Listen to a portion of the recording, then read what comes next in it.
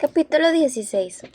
Como no se hizo ninguna objeción al compromiso de las muchachas con su tía, todos los escrúpulos de Collins para el hecho de dejar solos a los señores de Bennet durante su visita a los mismos por causa de una sencilla reunión quedaron firmemente refutados. El coche le condujo temprano a Meryton en unión a sus 5 primas, y Star, al entrar en el salón, tuvieron el gusto de oír que Wickham había aceptado la invitación de su tío y se hallaba entonces en la casa.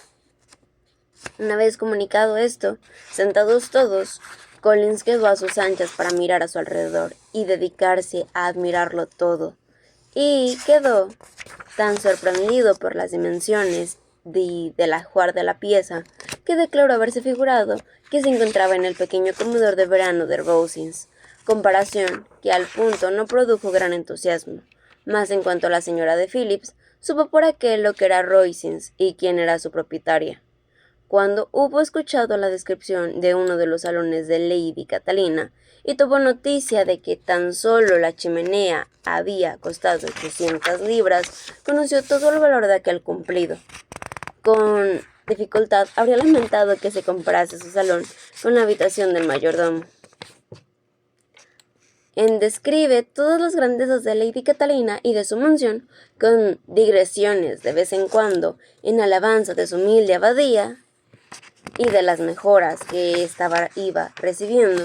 Se ocupó gratamente hasta que los otros caballeros se le unieron, habiendo hallado en la señora Phillips una oyente muy atenta, en quien, cuanto escuchaba, elevaba la opinión que formaba de aquel, en que estaba resuelta a repetirlo todo ante sus vecinas, tan pronto le fuera posible. A las muchachas, que no podían escuchar a su primo y no tenían otra cosa que hacer sino ansiar a tener a mano a un instrumento de música y examinar las insignificantes imitaciones de China de la repisa de la chimenea, el intervalo de espera pareció muy largo, pero por fin pasó.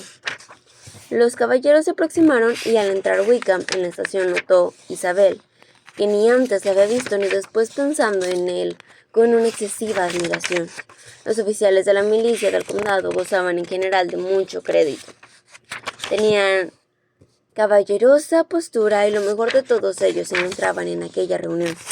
Pero Wickham se alzaba tanto sobre todos los otros en cuanto a su persona, aspecto, aire y modo de andar, como ellos eran superiores al grueso tío Phillips, que olía a vino de Oporto y que los había seguido al salón. Wickham era el hombre dichoso, a quien todos los ojos femeniles se volvían, e Isabel fue la feliz mujer junto a la cual él acabó por sentarse. Y el grato modo como el punto entró en conversación, aunque fuera solo para hablar de que la noche era húmeda y de las probabilidades de una temporada lluviosa, hizo conocer a ella que los tópicos más comunes, más necios, más usados pueden resultar interesantes por la habilidad de quien los emplea.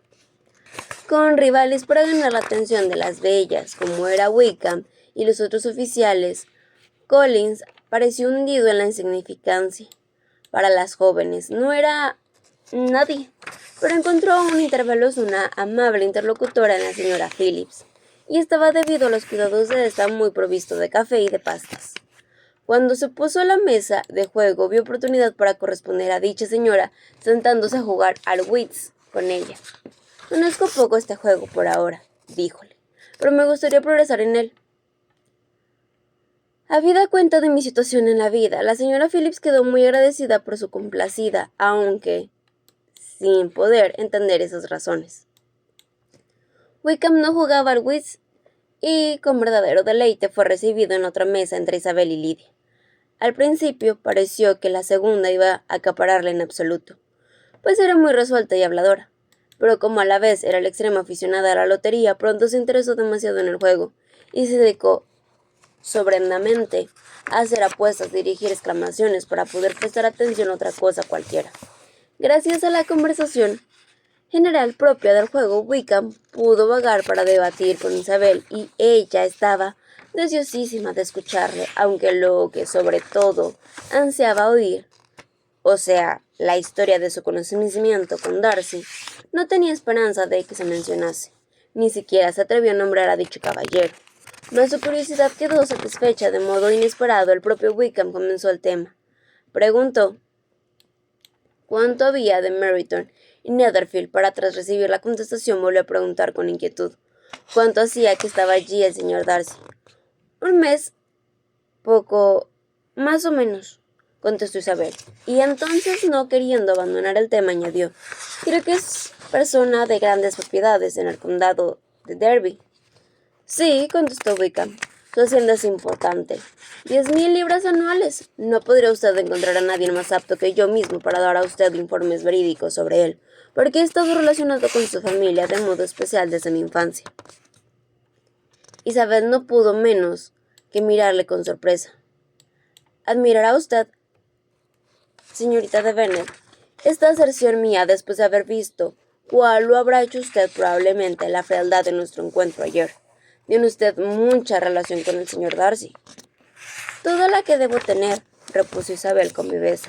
He pasado 4 días en la misma casa que él y le tengo por muy desagradable. Yo no tengo derecho a dar mi opinión, continuó Wickham. En cuanto a si es o no agradable, no me es ilícito formarla siquiera. Le he conocido durante demasiado tiempo y sobrado bien para ser juez conveniente.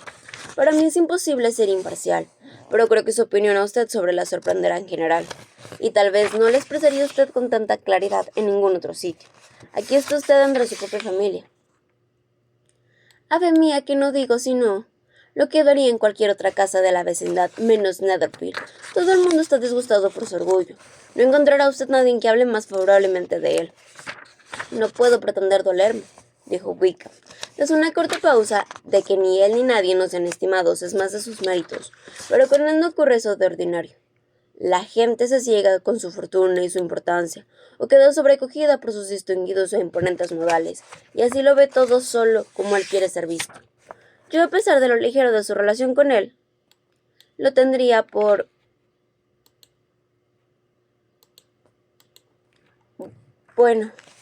persona de malas cualidades. Wickham se limitó a sacudir la cabeza. Me maravilla, dijo la próxima ocasión de tomar la palabra, que parece que ha de estar mucho en este condado. Lo ignoro en absoluto, pero nada oí acerca de su marcha cuando estuve en Netherfield. Supongo que a los planes de usted relativos a la milicia del condado no los afectará el que él se encuentre en la vecindad. Oh, no. No he de irme porque el señor Darcy esté de aquí. Si desea evitar verme, es será el que haya que te partir. No estamos en buena amistad y me molesta encontrarle. Mas no tengo otra razón para huirle, sino que puedo proclamar ante todo el mundo. Él creerá haber sido muy maltratado, y los penosos recuerdos de que sea él el que lo es. Su padre, señorita de Bennet, el último señor Darcy, fue el mejor hombre que ha existido y el más verdadero amigo que yo tuve jamás. Y así nunca pude hablar con Darcy, sin que mi alma oprima en mis tiernos recuerdos. Su conducta conmigo ha sido escandalosa, pero confío sinceramente que a cualquier cosa suya olvidaría mejor que el modo como ha frustrado las esperanzas y deshonrado la memoria de su padre. Isabel observaba que el interés del asunto crecía y escuchaba con unos 5 sentidos, mas la índole dedicada de aquel lo vedó preguntar más. Wickham comenzó a hablar de lugares comunes, Meryton, la vecindad, la sociedad, mostrándose muy complacido de cuanto había visto. Ya he hablado sobre lo último, con fina patente galantería. La perspectiva de constante sociedad, y de sociedad buena, añadió, ha sido mi principal atractivo para entrar en la milicia del condado. Sabía que era un cuerpo muy respetado, muy agradable, y mi amigo Denny me tomó tantas, escribiéndome su actual residencia y contándome las grandes atenciones y relaciones excelentes de Meryton. Le he preocupado a la sociedad, le confieso que me es necesaria. He sido un hombre engañado y mi espíritu no sufre de soledad, necesito ocupación y trato. La vida militar no es lo que yo creía. Pero las circunstancias me han hecho hoy ventajosa. Mi profesión debió haber sido a la iglesia. Para ella estaba educado, y me hallaría en la actualidad de posesión de muy pingue beneficios y que hubiera placido el caballero de quien ahora mismo estábamos tratando. ¿De veras? Si el señor Darcy me legó la primera presentación de correspondencia a la familia, era mi padrino y me quería extrañadamente. No puedo hacer justicia a su bondad. Proyectaba ayudarme en grande. Y creyó haber hecho más cuando la vacante del beneficio sobrevino. Este fue dada a otro. —¡Cielos! —exclamó Isabel. —¿Pero cómo puede ser eso? ¿Cómo pudo prescindir de la voluntad del padre? ¿Cómo no buscó usted respiración legal? Había tal informalidad en los términos del legado que no abrigaba esperanzas de parte de la ley. El hombre de honor no habría dudado en intención, pero Darcy prefirió dudar o tomar aquello como una recomendación meramente condicional, afirmando que yo había perdido todo el derecho por extravagancia e imprudencia, en suma por nonadadas. Lo cierto es que el beneficio quedó vacante hace 2 años, que yo tenía edad para ocuparlo y que fue dado a otro, y no es lo eso menos que puedo acusarme de haber hecho en puridad nada para merecer el al perderlo. Tengo un temperamento ardiente, muy indiscreto, acaso haya expuesto algunas veces mi opinión sobre él, y aún a él mismo con excesiva libertad. No puedo recordar nada peor, pero lo hecho es de que somos hombres muy diferentes y que él me odia. Eso es verdaderamente espantoso. Merece él quedar desacreditado en público. Una vez u otra quedará, pero no por mí. Mientras no puedo olvidar a su padre, no puedo provocarle ni comprometerle. Isabel elogió esos sentimientos y tuvo a su interlocutor por más guapo que nunca cuando los expresaba. Pero, continuó ella tras un silencio, ¿qué puede haber dado motivo para eso? ¿Qué puede haberlo inducido a conducirse de esa crueldad? En absoluto firme desagrado hacia mí, que no es mi dable atribuir sino hasta cierto punto a los celos. Si el último señor Darcy me hubiera amado menos, su hijo me habría tolerado mejor. Pero el extraordinario afecto de su padre hacia mí se molestó. Según creo, desde temprana edad no tenía carácter para sufrir una especie de competencia en la que nos hallábamos, la preferencia de aquel me había dado a menudo. No habría supuesto al señor Darcy tan malo como todo eso, pues aunque nunca me ha gustado, jamás he pensado de él de tan mal. Había juzgado que se despreciaba a las gentes en general, pero no sospeché que llegaba a tan maligna venganza, a tal injusticia, a semejante inhumanidad. Tras algunos minutos de reflexión, prosiguió con todo ello. Recordó que jactaba un día Nerfield de lo implacable de sus sentimientos, de tener carácter que no perdonaba. Su naturalidad debe ser terrible. No debo exponer mi opinión, replicó Wickham. Es difícil que pueda ser yo justo con él. Isabel meditó de nuevo para sus adentros, y tras algún tiempo exclamó: «Trata de semejante manera al ahijado del amigo al favorito de su padre. Y pudiera haberlo añadido, a un joven además como usted, cuyo solo el aspecto garantiza la amabilidad de pero se limitó a decir, y a uno además, y acaso haya sido su compañero de la niñez, unido a él, según creo que usted ha dicho, de modo más íntimo. Habíamos nacido en la misma parroquia, dentro del mismo parque. La mayor parte de nuestra juventud la pasamos juntos, viviendo en la misma casa, participando en los mismos juegos, siendo objeto de los mismos cuidados paternales. Mi padre comenzó por la profesión que parece de su tío o de usted. El señor Phillips ha alcanzado a subido el crédito, pero prescindió de toda para ponerse a la disposición del señor Darcy, y consagró todo su tiempo al cuidado de la propiedad de Pemberley. Era sumamente estimado del señor Darcy, su muy íntimo confidencial amigo. El propio señor Darcy reconoció a menudo que estaba muy obligado al celo y a la actividad de mi padre, y cuando poco antes de la muerte de este, aquel le prometió de modo espontáneo cuidarme, yo estaba convencido de que lo creía a la par de una deuda de gratitud hacia mi padre y de afecto hacia mí. «¡Qué extraño!», exclamó Isabel. «Qué abominable mi asombro del mismo orgullo del señor Darcy no le haya hecho justo para usted, sino por otro motivo. Por ser lo suficiente orgulloso para no ser honrado, y ya falta de honradez hay que llamar eso». «Es raro», replicó Wickham, «porque es casi todas sus acciones se rastrea del orgullo y del orgullo. Ha sido su antiguo mejor amigo. Se ha mareado con la virtud más que otro cualquier sentimiento. Pero en este caso ninguno de los dos se anduvo a su carácter y su conducta conmigo hubo impulsos más fuertes que el orgullo. Es posible que un orgullo tan abominable, más fuerte que el orgullo, es posible que haya podido producir en algún bien. Si le ha arrastrado con frecuencia a ser liberal y generoso, a dar porfiria a su dinero y mostrarle hospitalario, a ayudar a los colonos, a socorrer al pobre. El orgullo de familia, orgullo de hijo, porque está muy orgulloso de lo que era su padre. Ha obrado todo eso. El deseo de ver que no deshonra a su familia, que no disminuía en cuanto a su popularidad, ni perdía la influencia de la casa de Pemberley, ha sido su poderoso acicate. Tiene también orgullo de hermano, el cual junto con algo de afecto fraternal le ha convertido en muy amable y cuidadoso custodio de su hermana. Y de ordinario oirá usted que he tenido como el hermano más atento y mejor. Quita la muchacha de la señorita de Darcy. Él meneó la cabeza. Desearía poderla llamar amable. Me da pena hablar mal de un Darcy. Cuando era niña era afectuosa y complaciente y por extremo aficionada a mí, y yo he consagrado horas y más horas a su emparejamiento. Mas en la actualidad no representa nada para mí. Es una muchacha bella, entre 15 o 10 o 8 años.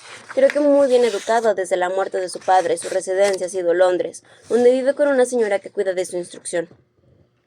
Tras muchas pausas muy tentativas, y de tratar otros asuntos, Isabel no pudo volver de nuevo al tema primero, diciendo: estoy asombrada de la intimidad de esa persona con el señor Bingley, como que semeja de un buen humor en persona, y que es así, lo creo, sincero y verdaderamente amable, puede tener amistad con un hombre así. ¿Cómo pueden avenircinarse el uno con el otro? ¿Conoce usted al señor Bingley? No, en absoluto, nada. Es persona de carácter dulce y amable, encantador. Es imposible que sepa lo que es el señor Darcy. Es probable que no lo conozca. Pero Darcy puede agradar en cualquier sitio. No necesita esforzarse. Sabe cómo ser compañero familiar si piensa que eso vale el tiempo que en eso yo empleo. Entre quienes son sus iguales en posición es muy otro de lo que es con los inferiores. Su orgullo jamás lo desamparará. Pero como es el rico propenso de la libertad, justo, sincero, razonable, honrado, hasta acaso agradable, contribuyendo algo de ella a la fortuna y su figura. Terminado un poco después la partida del whist, los jugadores se consagraron alrededor de la otra mesa, y Collins se sentó entre su prima Isabel y la señora de Phillips. La última le hizo las preguntas de rigor sobre el resultado de la partida. No había sido gran cosa, había perdido todos los puntos, mas cuando la misma señora comenzó a expresar su sentimiento por ello, y él le aseguró con la mayor gravedad que la cosa no revestía la menor importancia, que considerara el dinero de su bagueta, y le suplicaba que no se inquietase por ello. Sé muy bien, señora, que cuando uno se siente ante una mesa de juego, ha de someterse al azar, y felizmente no estoy en circunstancias que haya de conceder importancia. Así cochelines, sin duda, que habría mucho que no podrá decir su propio, pero gracias a Lady Catalina de Bourgh estoy muy lejos de necesitar fijarme en tales pequeñeces. La atención de Wickham se dirigió entonces a él, y tras de observarle durante algunos minutos, preguntó en voz baja a Isabel si su pariente trataba con intimidad a la familia de los Bourgh. Lady Catalina de Bourgh, respondió ella, le ha dado mucho un poco beneficio, apenas así como la persona del señor Collins llegó a noticia suya. Pero es bien seguro que hace mucho que se conocen. Usted sabrá con seguridad que Lady Catalina de Bourgh y Lady Anna Darcy eran hermanas, y que por su consiguiente, aquella es hoy de la tía del señor Darcy. No, por cierto, no sabía nada de los parentescos de Lady Catalina. Jamás oí hablar de ella hasta anteayer. Su hija, la señora de Bourgh, poseerá una inmensa fortuna, y dícese que ella y su primo unirán los dos estados. Esta noticia hizo sonreír a Isabel, que se acordó de la señorita de Bingley. Venas eran, y en efecto, las atenciones de este inútiles a su afecto a la hermana y sus elogios al Sir Darcy, destinado a otra. El señor Collins, añadió Isabel, habla altamente de ambas, de Lady Catalina y de su hija, mas por algunos detalles que he contado de su señoría sospecho que la gratitud le engaña, y que a pesar de ser su patrona es una mujer muy arrogante y vanidosa. Opino que es ambas cosas de alto grado, replicó Wickham. No la he visto desde hace más de muchos años, pero recuerdo muy bien que jamás me gustó y que sus modales eran dictatoriales e insolentes, goza de reputación de ser un extremo perspicaz. Mas pienso que es una fortuna de su talento. Se le prestan a su rango y su fortuna tras sus modales autoritarios y del resto del orgullo de su sobrino, quien cree que en cuanto se relacionan con él han de poseer entendimiento de primera. Isabel confesó que él se había explicado sobre eso de modo muy razonable, y ambos continuaban juntos, hablando de mutua satisfacción. Señora, es parte de las atenciones de Wickham.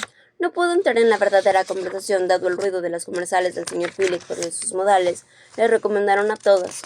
Cuando decía lo decía bien, y cuanto hacía bien estaba hecho. Isabel se marchó con la cabeza llena de él. No pudo pensar en nada sino en Wickham, y en cuanto éste le había dicho en todo el camino hasta su casa. Pero no tuvo tiempo ni aún para mantener su nombre mientras ellas se dirigieron, pues Lydia ni Collins dejaron de hablar. Lydia habló sin parar de los billetes de lotería, de lo que había perdido y de lo que había ganado. Y en cuanto a Collins, Con elogiar a la finca de los señores de Phillips y asegurar que no lo hacían mella lo mínimo de sus pérdidas en el Wits, y enumerar todos los platos de la cena y repetir varias veces que tenía que ser apretadas a sus primos, tuvo más que decir de lo que pudiera desarrollar con holguera, antes de que el coche parara ante la casa de Lombard.